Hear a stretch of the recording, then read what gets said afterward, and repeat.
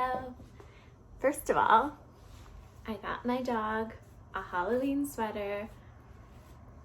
The sequins change, which is pretty cute.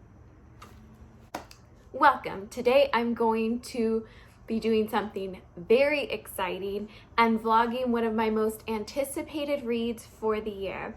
So today was the official release date for A Shadow in the Ember. This was a pre-order of mine, so it was waiting for me at work, ready for the release date. So the first thing I did this morning was pop over, get my cup of coffee, and grab my copy of A Shadow in the Ember by Jennifer L. Armentrout. So this is book one to a spin-off series from the Blood and Ash series. I believe this deals with the original Maiden. I don't know. I haven't read the synopsis for it, so I'm not exactly sure what this deals with, but I'm very excited. I really love the Blood and Ash series. I feel like I hit it at that perfect point right before it blew up, and it made it really, really fun to be so involved and active with my suggestions and staff picking it at work and really pushing it towards my local public. So I'm really excited to delve into this, vlog my thoughts as I go through it, and at the end of this vlog, give you guys a review. All I'm doing today, I'm dedicating all day to this book, but any and all spare time I have today, I'm just at the tail end of my vacation, which is perfect because I've done all of like my big errands and my big bits. I can dedicate most of my day to A Shadow in the Ember. I'm so excited. So first things first, I'm going to finish my cup of coffee, hop in the shower, do my hair, kind of get more presentable. You can't see him, but he's down here really just doing the most. Slap on a little bit of makeup, I think, and just look a little more presentable where I'm gonna be in front of the camera. But I was just too excited to not film an intro right away. So next time you see me, I'll look a little bit more presentable. Here we go. I've got my coffee ready. I look like a human.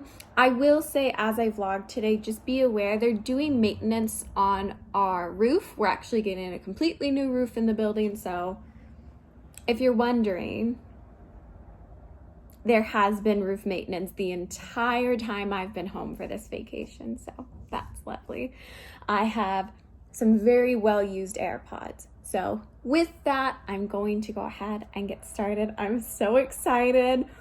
I know it's sort of a prequel. I think it deals with the first Maiden, but I'm just ready to jump in. So let's see where it goes. 600 pages. I think I can do that in a day. I feel pretty confident. Let's get to it because it's already 11.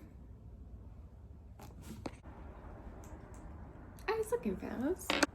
Also, I am wearing Reeson's favorite sweatshirt, just in the spirit of kind of smutty fantasy.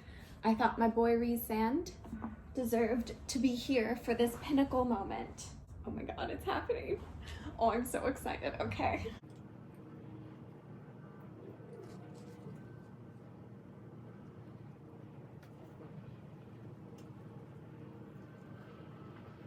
Okay, I know I can't check in like every 30 pages, but now that I kind of know what the story's about, I wanted to say I've read the prologue of A Shadow in the Ember.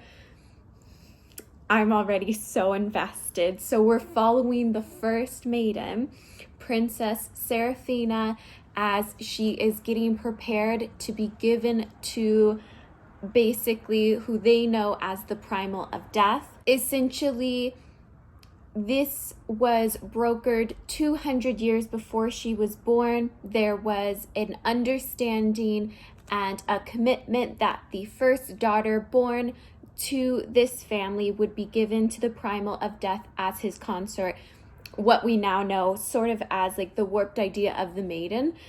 So we just met Sarah, we just met the Primal of Death, and essentially a rot is taking place until she fulfills this expectation of being given to the primal of death as a consort. There's a rot taking over their kingdom.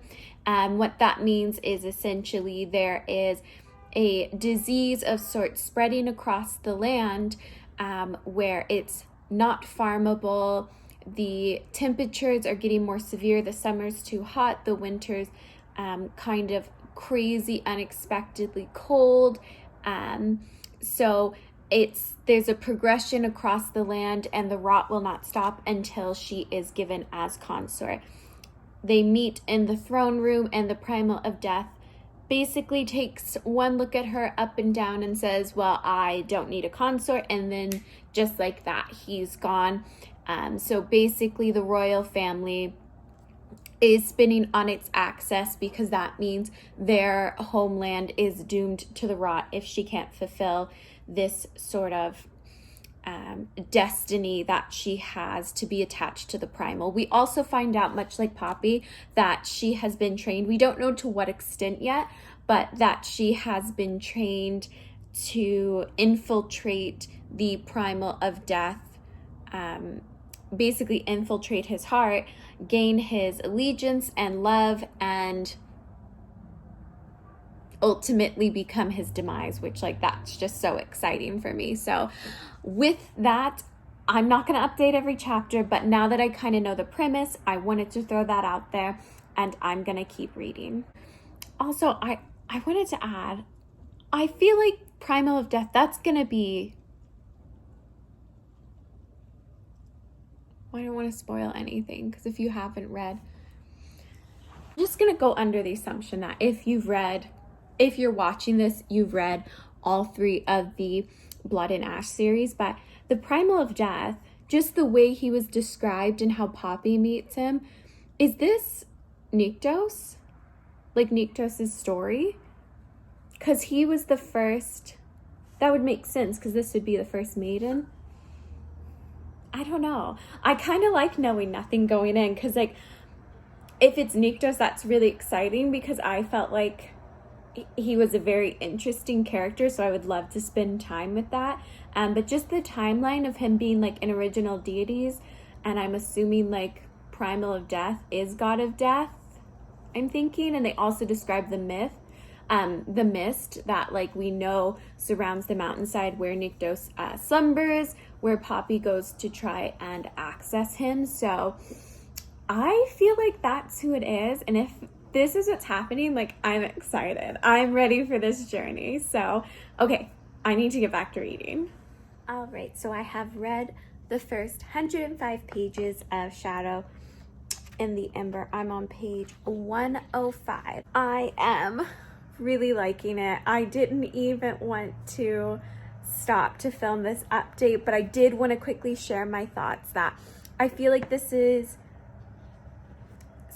leading us right back into that world that you grow to love in the Blood and Ash series, but you're kind of backtracking and getting to know kind of the dynamics that were happening with the mortals that were living in a time where gods existed and the primals existed, and that's just a really interesting aspect of the story that I'm quite enjoying. That sort of exploration is a lot of fun for me. We're also kind of following in this dynamic, in this world where mortals are really the bottom of the totem pole. It's interesting to see our character kind of stuck in a situation where she sees a trio of gods murdering a local family and decides to try to intervene, but thank goodness she is saved by who I assume is gonna be Nyktos, but he has yet to disclose himself, and she has just found another body now. So I'm so excited to see where this goes. Oh, it's so good so far. So that's my quick update. Still really enjoying myself, and I'm gonna keep going. So I just finished chapter 13, which puts me in the 200 page count, but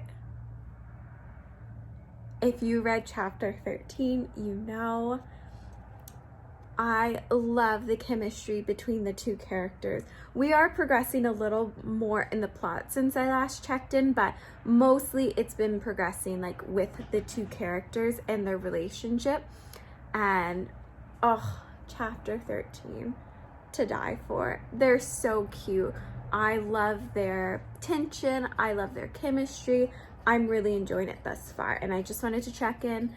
And for all of those that really is a big allure for this story. I know in book ones for the beginning of a series can take a while to get to the smutty scenes, but I will say 200 pages and we get our first like sort of encounter, and it's very good chemistry, very good tension, and yeah.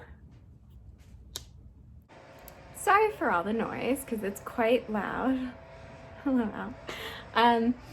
Like I said, they're doing our roof, but they're almost done for the day because it's almost 6 o'clock, and that also means it is golden hour, which is like the best. It's my favorite time of day. I have made it past the 250 page mark, and I almost called her Poppy. Sarah is starting to test the waters with her powers and what she can do with them. What is she not just capable, but allowed to explore for the first time. So I had my dinner, and now I'm gonna buckle down and dedicate this evening to just reading and hopefully pushing through. I feel like just in this short afternoon, I was able to read almost, what is that, like 40%? Just around 40% of the book. So I feel like if I dedicate the evening to it, I can have this thing wrapped up in a jiff. So back to reading. Okay, I think something is happening. I think something's happening. Because now Sarah's in danger. I'm in the dungeons, and I just know Armin Trout's writing, so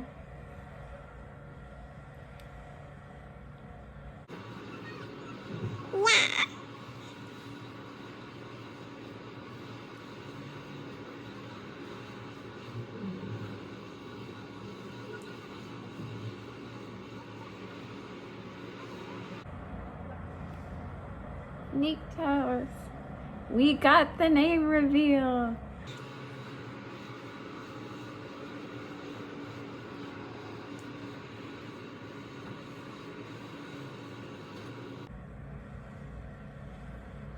You fire an arrow at me? Are you for real? Yes, Primal. Honestly, to hell with Pike. Like, we were all thinking it. He needed a dusty death. Wasn't good enough for him, so. I mean, that was not a dusty death, so that's.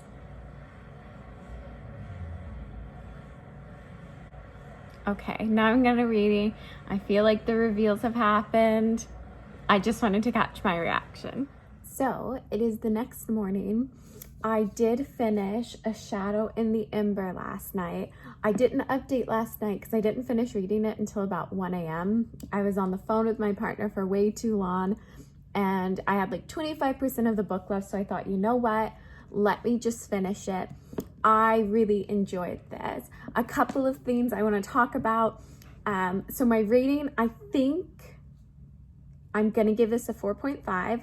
I really like the characters. I like the dynamics. I like re-immersion into a world, but kind of a prequel long before the world we now know that Poppy lives in. So it ended in a really great way, much like the Blood and Ash series. I feel like I'm not so attached to this world because of the twists and turns. I felt like a lot of the reveals, and especially the last reveal we get kind of in that last 10% of the book, is all to be expected. I do think a lot of the twists and turns and story plots mirror or are similar to the Blood and Ash series, but in saying that, I don't think that's a bad thing. I thought it was done in almost a antithesis way of the original series, recycled plots, but switched or done so in a way that it doesn't feel necessarily like we're rehashing everything. It kind of just feels like we're playing with a really interesting bit of fate and history, and the idea of recycling history and changing your fates. We do get a couple of dabbles of Poppy and Castile, obviously not in the book, but we get reference to what's to come. We get some prophecies, and it's really exciting, especially as we're waiting for book 4 and to see the prophecies have unfolded in book 1, 2, and 3 and kind of coming to a head for book 4. It makes it more exciting. I really liked that we got to explore Nyktos' character a bit more. It's interesting to see where he starts versus where he ends up in the Blood and Ash series. I just really liked it. I already want to read book 2 in this series. I'm really excited for the War of Two Queens. I'm excited to see how it finishes off. Obviously, my heart lays with that series, but I will say I am now invested in the prequel. I'm really excited. I didn't know anything going in. I think that was to my benefit. So now I just want to talk a little bit about my thoughts, good and bad.